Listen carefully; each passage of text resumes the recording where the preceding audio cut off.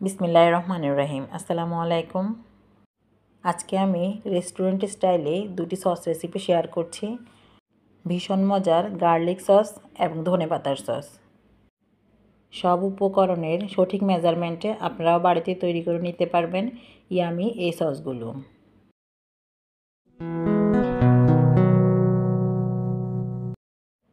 ধনেপাতা সসের জন্য আমি প্রথমে কিছু ধনেপাতাকে ধুয়ে পরিষ্কার করে পানিটা ঝরিয়ে নিচ্ছি। এখানে ধনেপাতার পরিমাণটা আন্দাজ মতো নিয়েছি, অর্থাৎ হাফ কাপ পরিমাণ হবে। তারপর ব্লেন্ডারে জগে দিয়ে দিচ্ছি, সাথে একটা সিদ্ধ ডিম দিয়ে দিচ্ছি। এই ধনেপাতা সসের মধ্যে আপনারা অবশ্যই একটা সিদ্ধ ডিম ব্যবহার করবেন, এতে করে এই সসের স্বাদ বহুগুণে বেড়ে যাবে।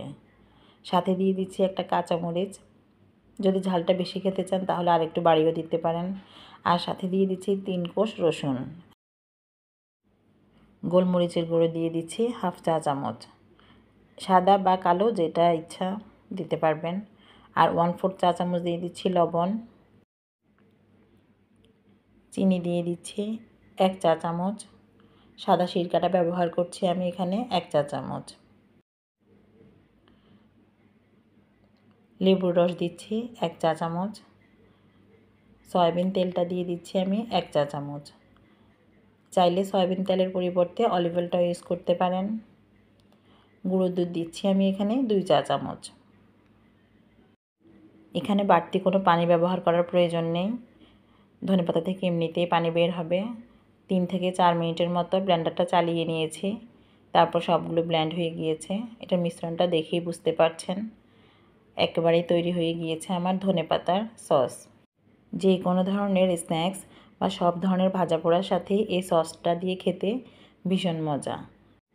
এই সসটাতে যেহেতু আমি সাদা সিরকা মানে ভিনেগারটা ইউজ করেছি, এটি নর্মাল ফ্রিজে 4-5 দিন ভালো থাকবে।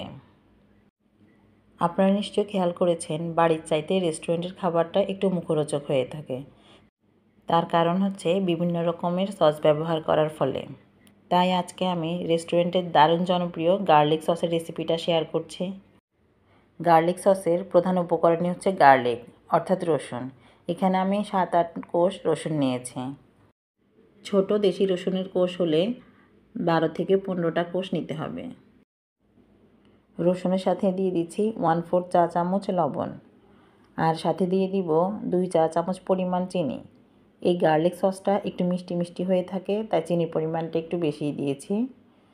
আর সাদা ভিনেগারটা দিচ্ছি আমি এখানে 1 চা চামচ পরিমাণ। একটা ডিমকে সিদ্ধ করে নিয়েছি, আর এই ডিমের কুসুমটা দেয়া যাবে না, তাই আমি এটা সাদা অংশটাকে কেটে নিয়ে নিচ্ছি। গার্লিক সসের কালারটা বিশেষ করে সাদা হয়ে থাকে, আর এখানে কুসুম ব্যবহার করলে এটার রঙটা একটু অন্যরকম হয়ে যাবে, তাই কুসুমটা অ্যাভয়েড করতে হয়। আর এখানে আমি দিয়ে দিচ্ছি 1 চা চামচ পরিমাণ সয়াবিন তেল, চাইলে আপনারা অলিভ অয়েলটাও ইউজ করতে পারেন। তারপর এটাকে একটু ব্লেন্ড করে নিয়ে আসছি আমি। এবারে আমি বাকি তেলটা ইউজ করছি, আমি আরও 2 চা চামচ পরিমাণ তেল দিয়ে দিচ্ছি। সস তৈরিতে বিশেষ করে তেলের পরিমাণটা একটু বেশি দেওয়া হয়, কিন্তু আমি একটু তেলের পরিমাণটা কম দিচ্ছি যেহেতু এটা স্বাস্থ্যসম্মত নয়। আর সাথে দিয়ে দিচ্ছি 1 চা চামচ পরিমাণ কর্নফ্লাওয়ার। তারপরে এই বাকি উপকরণগুলো আরও একবার আমি ব্লেন্ড করে নিয়েছি মিনিট 2-এর মতো। তারপর তৈরি হয়ে গিয়েছে আমার গার্লিক সস।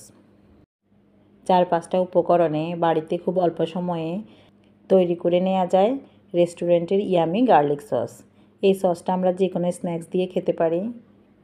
আমার আজকের ভিডিওটি আপনাদের যদি একটু ভালো লেগে থাকে তাহলে অবশ্যই লাইক কমেন্ট শেয়ার করতে ভুলবেন না। আর পরবর্তী ভিডিও নোটিফিকেশন পেতে চ্যানেলটাকে সাবস্ক্রাইব করে রাখবেন। আজকের মতো বিদায় নিচ্ছি, পরবর্তী ভিডিও দেখার আমন্ত্রণ জানিয়ে আল্লাহ হাফেজ। আসসালামু আলাইকুম।